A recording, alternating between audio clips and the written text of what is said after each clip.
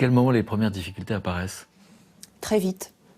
Très vite. Dès la maternité, Ornella avait une espèce de ronflement, quelque chose qui était bizarre.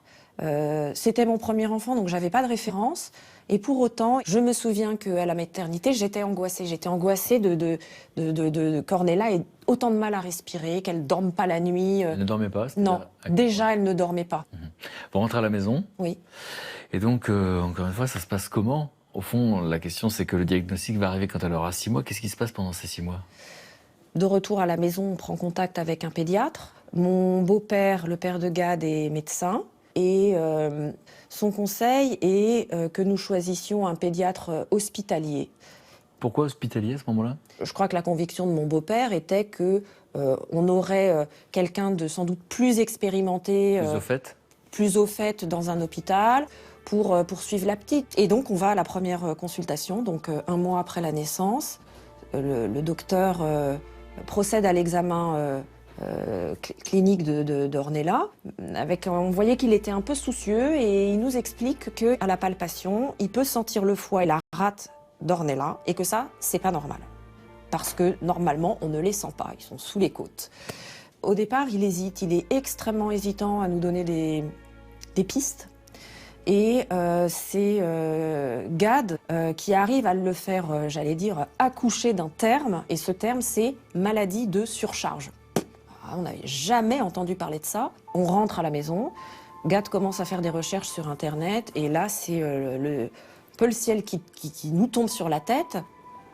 Et là, je lui dis, moi, je ne veux pas regarder ça. S'il y a quelque chose, on le saura bien assez tôt. Mais je pense qu'il n'y a rien. Karen sait confusément quelque chose. Jour après jour, les symptômes s'accumulent. Ornella a 6 mois, elle ne fait pas ses nuits et peine à respirer normalement. La petite fille subit de nouvelles analyses. Karen et Gad ne veulent pas envisager le pire. Pourtant, ce dernier examen va se révéler fatal. Le diagnostic, ça se passe comment? Quel jour? Ça se passe le 28 juillet 2005. On nous attend à l'hôpital Trousseau à 17h.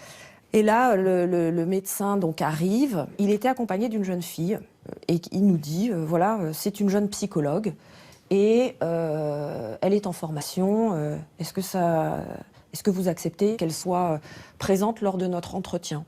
Et là, le couperet tombe.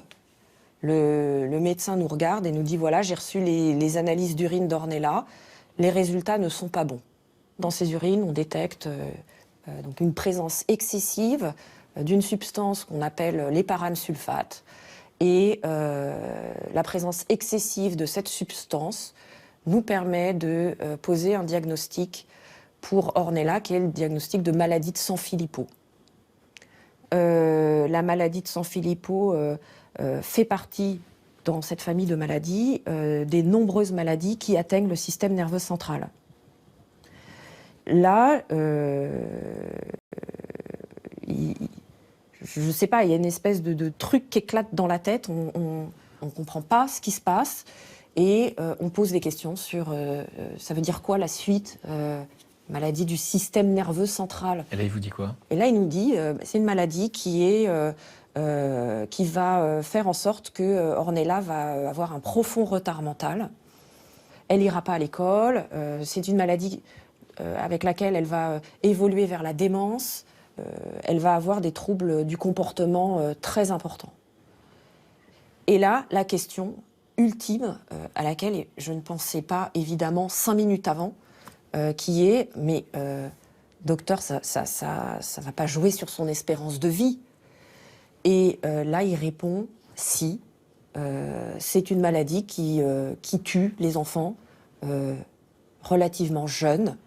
Et on lui demande l'âge moyen.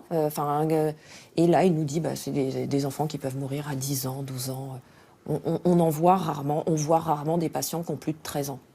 Évidemment, on a posé la question, y a-t-il un traitement? Non, il n'y a pas de traitement. Et il n'y en aura pas avant des années. On se dit quoi? On est projeté dans les ténèbres. Voilà. Dans les ténèbres. On est paralysé.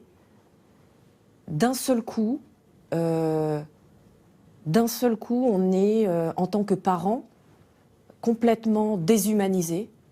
On est déshumanisé. Vous voulez dire quoi?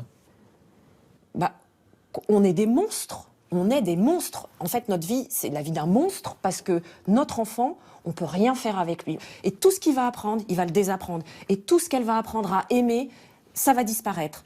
Et moi, j'ai eu une sensation de complète rétractation parce qu'on se dit, mais comment on va atteindre demain?